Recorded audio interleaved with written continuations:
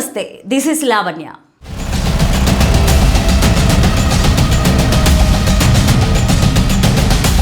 సొంత గుడ్డిపైనే సమరశంఖం పూరిస్తే ఎలా ఉంటుంది? కన్న తండ్రినే మర మనిషి అని పిలిస్తే ఆ సంచలనం ఏ రేంజ్లో ఉంటుంది? అవును, ఇప్పుడు తెలంగాణ రాజకీయాల్లో ఇదే హాట్ టాపిక్. కల్వకుంట్ల కవిత తన తండ్రి కేసీఆర్ పైనే తిరుగుబాటు బావుట ఎగరవేశారు. అసలు కవితమ్మ మనసులో ఏముంది? ఆమె పెట్టిన కొత్త పార్టీ తెలంగాణ రాష్ట్ర సేన లక్ష్యమేంటి? పదండి ఈ పొలిటికల్ థ్రిల్లర్ లోతుల్లోకి వెళ్దాం.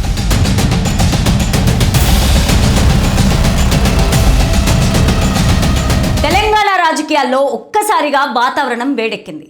నిన్నటి వరకు గులాబీ కోటలో కీలక నేతగా ఉన్న కవిత ఇప్పుడు అదే కోట గోడలను బద్దలు కొట్టేందుకు సిద్ధమయ్యారు.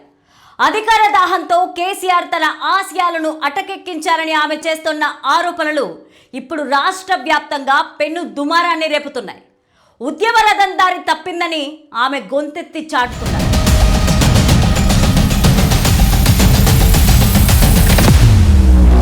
అసలు విషయం ఏంటంటే, కవిత తెలంగాణ రాష్ట్ర సేన పేరుతో కొత్త కుంపటి పెట్టారు. పాత టీఆర్ఎస్ పేరులోని సమితిని తీసేసి సేనను తగిలించారు. సామాజిక తెలంగాణ కలను కేసీఆర్ తుంగలో తొక్కారని, అందుకే తాను ఈ నిర్ణయం తీసుకున్నారని ఆమె బాంబు పేల్చారు. 12 ఏళ్లు గడిచినా ప్రజల బతుకులు మారలేదన్నదే ఆమె ప్రధాన వాదన.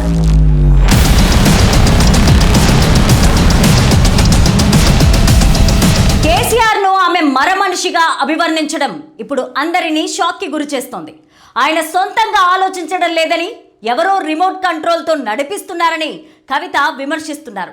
హిట్లర్ పోకడలు పోతున్నారని కూడా ఘాటు వ్యాఖ్యలు చేశారు. ఉద్యమ సమయంలో రక్తం దారపోసిన వారిని కాదని, ఇప్పుడు కొత్త వారికి పెద్దపీట వేయడం పైన ఆమె నిప్పులు చెరుగుతున్నారు.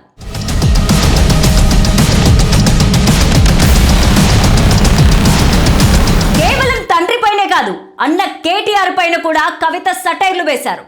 కేటీఆర్ కొద్దిమంది స్వార్థపరుల చేతుల్లో బందీ అయ్యారని ఆమె ఆవేదన వ్యక్తం చేశారు. పార్టీలో ప్రజాస్వామ్యం చచ్చిపోయిందని, కేవలం 2-3 ఏసీ గదుల్లో కూర్చొని నిర్ణయాలు తీసుకుంటున్నారని విమర్శించారు. దీనివల్ల నిజమైన ఉద్యమకారులు రోడ్డున పడ్డారని ఆమె గణాంకాలతో సహా వివరిస్తున్నారు.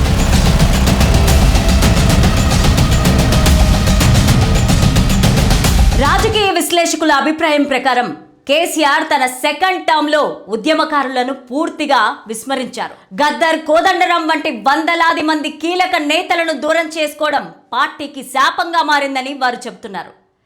చర్చలు లేని బ్యూరోక్రాటిక్ పాలన వల్లే పార్టీ పతనం ప్రారంభమైందని వారు విశ్లేషిస్తున్నారు.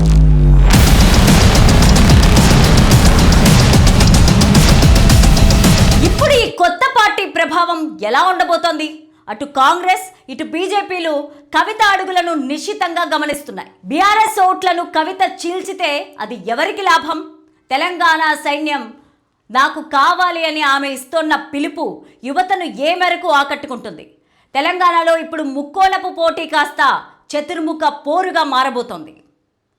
భవిష్యత్తులో తెలంగాణ రాజకీయాలు మరిన్ని మలుపులు తిరగనున్నాయి. కవిత తన తండ్రి పైన చేసిన విమర్శలను బీఆర్ఎస్ శ్రేణులు ఎలా తిప్పికొడతాయో చూడాలి. సొంత కుటుంబంలోనే చీలిక రావడం కేసీఆర్ రాజకీయ జీవితంలో అతి పెద్ద సవాలుగా మారనుంది. సామాజిక తెలంగాణ నినాదంతో కవిత ఎంత దూరం వెళ్తారో కాలమే సమాధానం చెప్పాలి.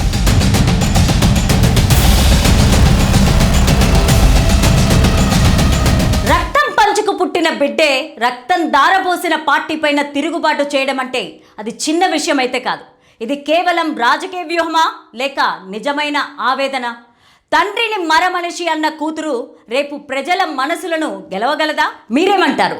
కవితమ్మ పార్టీ తెలంగాణలో జెండా పాతగలదా, లేదా ఏదో ఒక పార్టీకి తోక పార్టీగా మిగిలిపోనుందా? మీరేమంటారు? కామెంట్ సెక్షన్లో తప్పకుండా తెలియచేయండి. చూస్తూనే ఉండండి సౌత్.